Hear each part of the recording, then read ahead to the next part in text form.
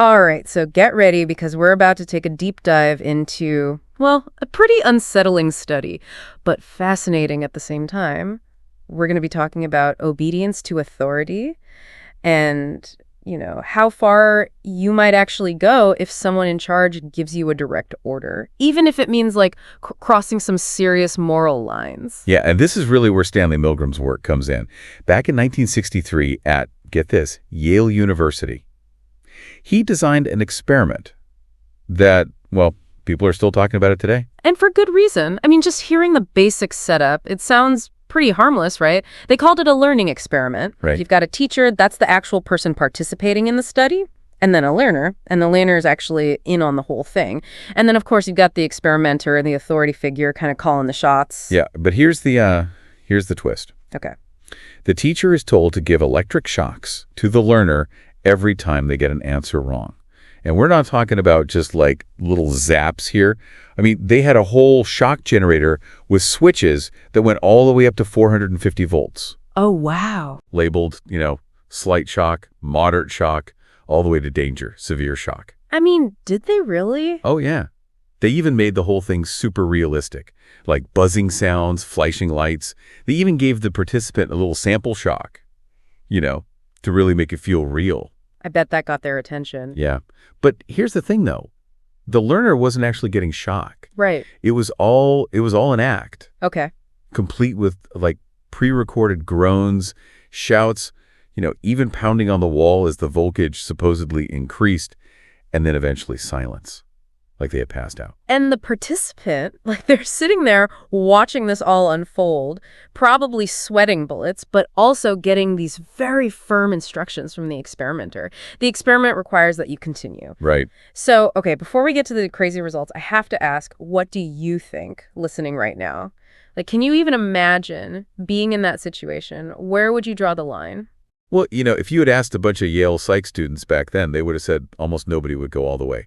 They figured a tiny, tiny fraction, like less than 3%, would actually deliver that maximum, like 450-volt shock. That seems pretty reasonable. I mean, who in their right mind would do that to another person, even if someone, in a lab coat is telling them to? Right. Well, here's the bombshell, and this is where this study really throws you for a loop. 65% of the participants, that's 26 out of 40, obeyed fully, giving the highest shock. Wait, so you're saying 65%? That's a lot more than I would have guessed. Like, that's almost 2/3 of the people who were in the study. Exactly. And that's what makes, Milgram's findings so unsettling. It challenges our assumptions about human nature. We like to think we're good people, that we would stand up for what's right. But this study suggests that under certain circumstances, a surprisingly high number of us might just cave to authority. So what is going on here? Like, what makes people override their own sense of right and wrong to follow orders like that? Well, Milgram, he identified several factors that contribute to this.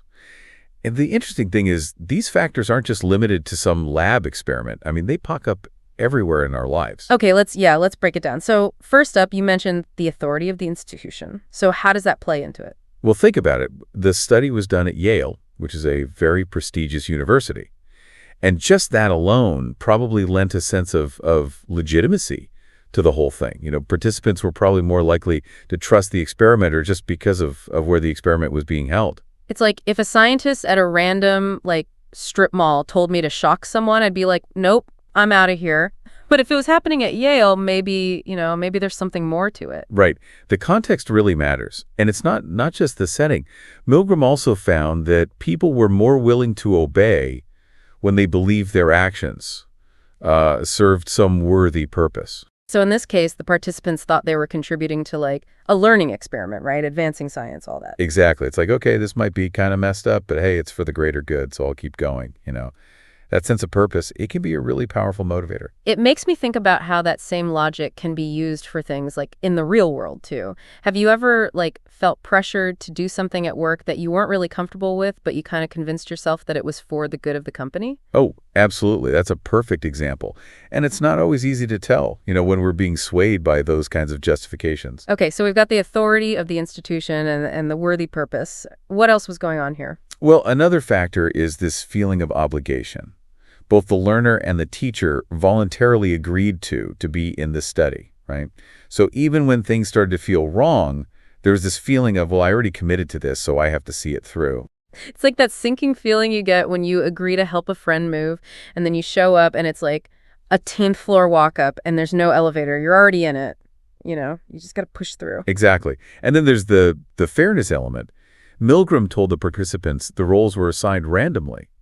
So in their minds, the learner had just as much chance of being the teacher. So they might have thought, hey, it's just bad luck for the learner, but it could have been me, on the receiving end of those shocks. That's right. And that creates a sense of, well, it's all fair game. I'm not doing anything wrong. But come on, like at some point, wouldn't your own morals kick in and you just say, this is wrong, I'm out of here? That's the big question, right? And that's where the next layer of Milgram's findings gets really interesting. It's not just about the setup. It's also about the environment and the way the experiment was actually conducted. So what do you mean by that? Well, think about the ambiguity of the whole situation. The participants, they weren't totally sure about, the limits of the experimenter's authority. And there was no outside input, no one else to say, hey, maybe you should stop. So they're in this bubble with only the experimenter's voice in their ear, telling them what to do. Exactly. And then there's the reassurance factor. The experimenter kept emphasizing that the shocks were painful but not dangerous. So even though the learner was clearly in distress, the participant could kind of tell themselves they weren't causing any real harm. It's almost like they were able to detach themselves from the consequences of their actions. Like, well, the expert said it's fine, so it must be fine. Right. And as long as the learner kept responding, even with cries of pain, the participant could maintain that illusion that things weren't that bad. But inside, I bet they were freaking out. Oh, absolutely. Many of the participants, they showed visible signs of stress. We're talking sweating, trembling.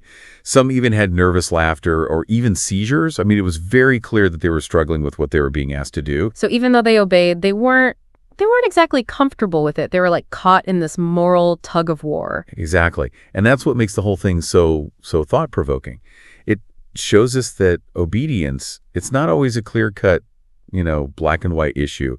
There are all these subtle pressures, all these psychological mechanisms that can just kind of nudge us towards doing things we never thought we would do. It's like a glimpse into the dark side of human nature, But also maybe a wake-up call to be more aware of the forces that can influence our own behavior. It is. It really is a wake-up call. And the thing is, even though Milgram's study, was done way back in the 60s, the insights are surprisingly relevant, to our lives, even today. Okay, but how so? I mean, the world it's a lot different now than it was back then.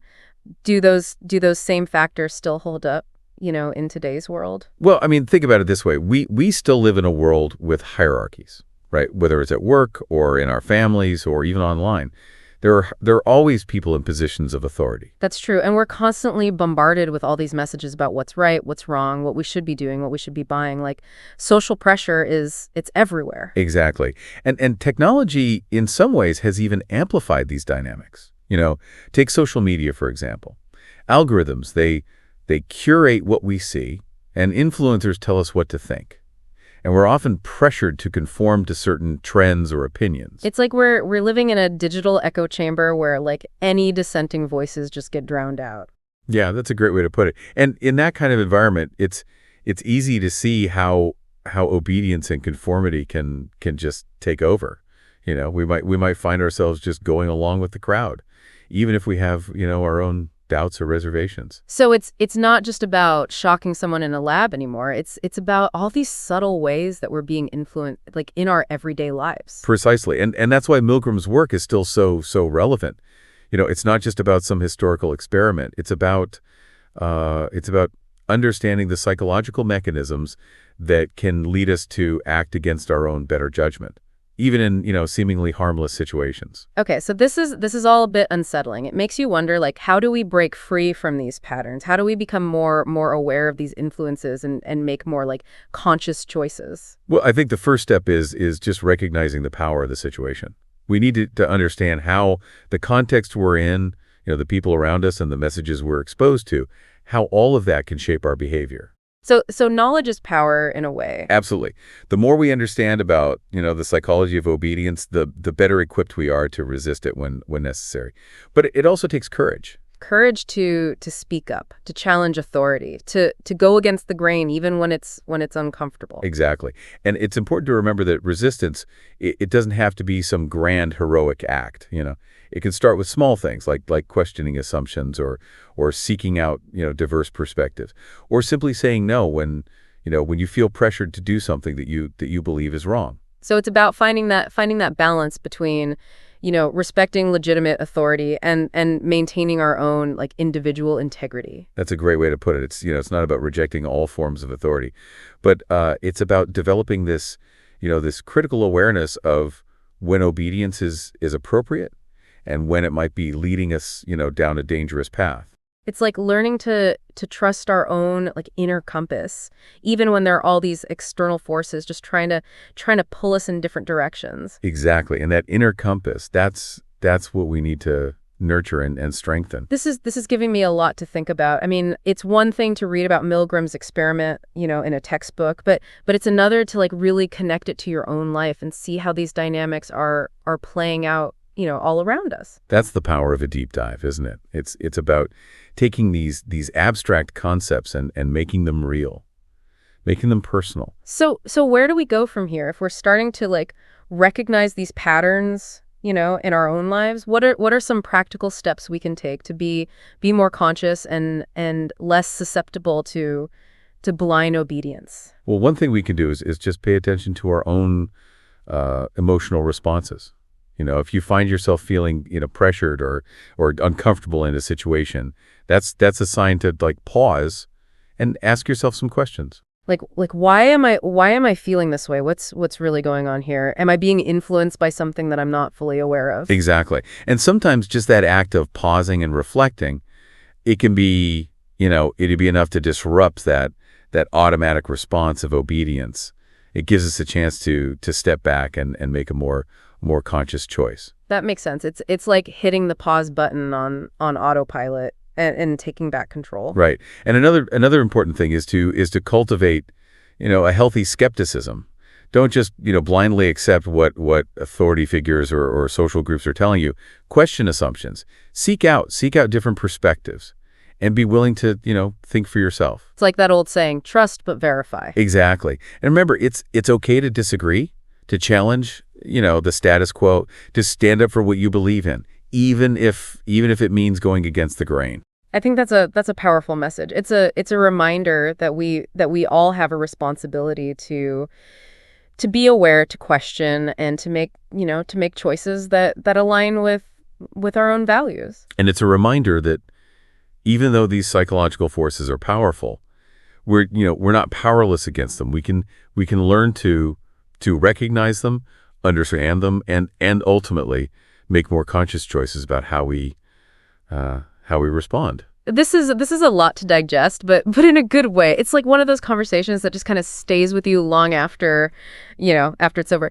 It's funny as we've been talking about all this, I've been thinking back to times in my own life where, I might have just gone along with things, even when I had this like nagging feeling that something wasn't quite right. Yeah, I think that's really common. It's easy to look back and say, oh, I would have done things differently. But in the moment, with all those pressures and influences, swirling around, it's not always so easy to see things clearly. Like hindsight is 20/20, but in the heat of the moment, we're all just doing our best to navigate these complex situations. And that's why it's so important to cultivate this awareness. This ability to pause and reflect, even when we're feeling pressured. It's like building a muscle. The more we practice it, the stronger it gets. Oh, it's not just about understanding these psychological forces on like an intellectual level. It's about developing the skills and the courage to actually apply that knowledge in our own lives. Exactly. And it's not just about individual growth either. This understanding, it can also help us create more ethical and humane systems and institutions. So what do you mean by that? Well, think about it. If we know that people are more likely to obey authority figures, especially in ambiguous situations, then we can design systems that minimize those ambiguities and provide more checks and balances. So instead of just relying on individual willpower, we can actually change the environment itself. to make it harder for people to fall into those obedience traps. That's right. We can create structures that encourage critical thinking, dissent, ethical decision making. We can promote transparency, accountability, open communication. It's like if we know the pitfalls, we can build guardrails to help people avoid them. Exactly. And it's not just about preventing harmful actions. It's also about fostering a culture where people, they feel empowered to speak up, to challenge the status quo, and to contribute their own, unique perspectives. So it's about shifting the culture, not just individual behavior. Absolutely. I mean, imagine workplaces where questioning authority is seen as a sign of intelligence and engagement, not defiance. Imagine schools where students are encouraged to think critically, to challenge assumptions. That sounds pretty ideal. But is it really achievable? I mean, humans, we're complex creatures, right? We're wired for both obedience and rebellion. It's part of what makes us human. That's true. But it doesn't mean we're powerless to change. I mean, we've already come a long way since Milgram's time. We have stricter ethical guidelines for research, and there's a growing awareness of the dangers of blind obedience. I mean, we're having these conversations, we're challenging norms, we're pushing for greater accountability. You're right. It's a process, and it's ongoing. So as we wrap up this deep dive into obedience, what's the one thing you hope listeners will take away from all of this? If there's one message I hope, stays with you, it's this. Never underestimate the power of the situation. The context we're in, the authority figures we encounter, the social pressures we face, these all have a profound impact on our behavior. But by understanding these forces, by cultivating critical thinking and courage, we can choose to act in ways that align with our values, even when it's difficult. That's a great way to put it. It's a reminder that we all have a responsibility to be aware, to question, and to make conscious choices. This deep dive it's been eye-opening, to say the least. It's definitely given me a lot to think about, and I hope it's done the same for you listening in. Thanks for joining us on this journey into the fascinating and often unsettling world of obedience. Keep questioning, keep learning, and stay curious.